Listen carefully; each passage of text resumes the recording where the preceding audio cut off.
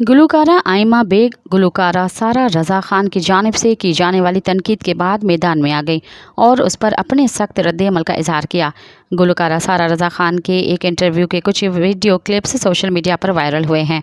इसमें एक सवाल के जवाब देते हुए गुलकारा ने कहा था कि अगर ऑटो ट्यून का ऑप्शन निकाल दिया जाए तो फिर आइमा बेग गुलकारा नहीं रहेंगी, वो बिल्कुल भी गुलकारा नहीं हैं। इसी तरह और भी बहुत सारे नाम आते हैं जो ऑटो ट्यून के बगैर कुछ नहीं।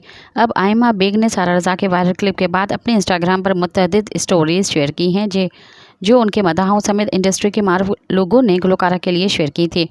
इन स्टोरीज़ में आइमा खान की गुलकारी की सलाहियतों को सराहते हुए सारा रज़ा के बयान की मज़म्मत की गई। मज़ीद ख़बरनि ऐं तफ़सीलात लाइ विज़िट कयो असांजी वेबसाइट www.awamiNewsHD.com ऐं ॾिसंदा रहो अवामी न्यूज़ HD।